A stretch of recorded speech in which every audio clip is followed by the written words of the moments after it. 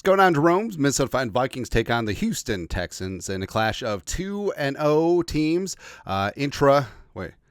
Inter-conference, yeah. I always have to think about the difference between inter and intra. Inter-conference battle as the Vikings look to go to 3-0 on the season. Another big-time test. Houston, their darlings in the AFC, C.J. Stroud, Nico Ryans, that defense, they're going to be legit. They're going to be good to go. First injury report is out. So, as we always say, like Wednesday injury reports, take everything with a grain of salt, especially since they moved to a 17-game season.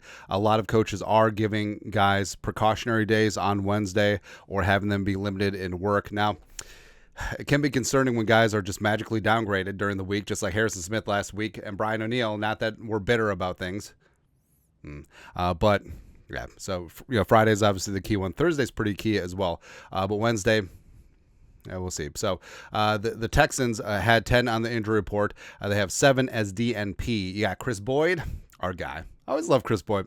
Chris Boyd is funny, man. Also, now that we know that Zimmer doesn't like him, makes me like Chris Boyd more. That's it. But he DNP'd with a hip issue. Reporters did say he was working out on the side, so that's a good sign. Nico Collins, this seems precautionary. Nothing from Sunday Night Football against the Bears.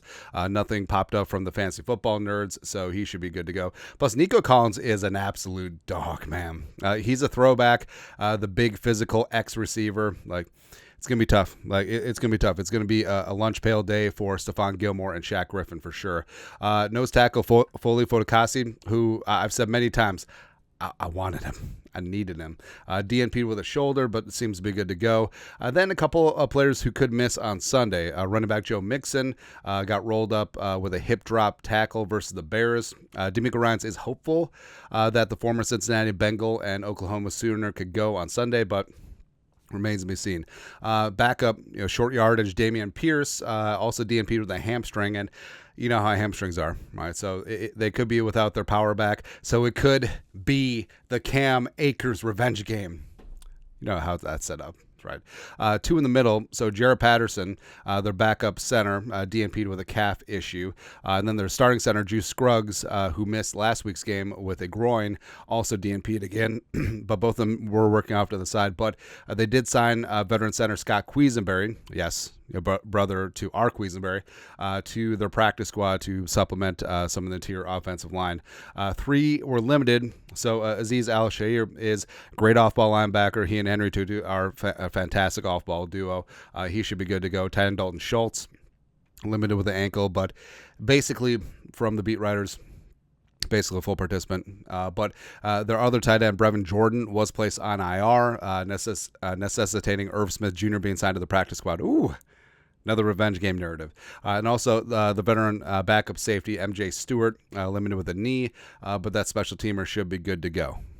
And then you got the Vikings. So starting off with Justin Jefferson, Kevin O'Connell said that he was a full participant in a morning walkthrough, was limited at practice. And as we said, like the quad contusion, that's what it looked like. So really bad bruise is going to be more of a pain management thing.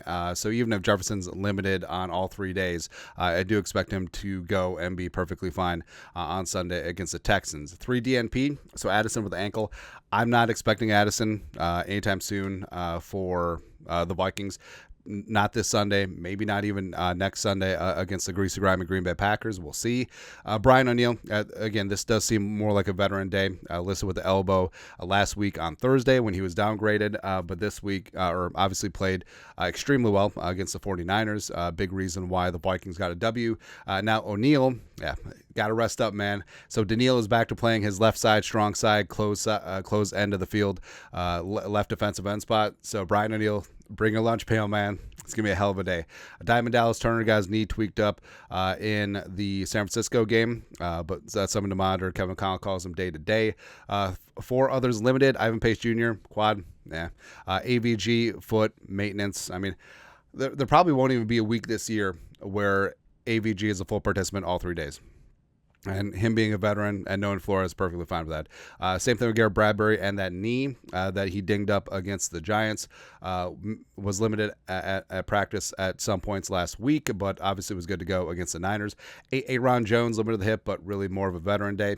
And then Tufel, Ingram, and that triceps is good to go, as well as Jalen Speedy Naylor. So again, this is the Vikings making sure that they're very, very upfront with the injury report. So Naylor has been fine, with his foot/ankle injury for a long time, but they still listed him as a full. I mean, he was full participant all last week and obviously looked really good against the Niners. So who knows, man?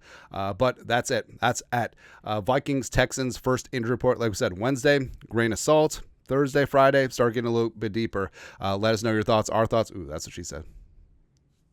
Skull production value.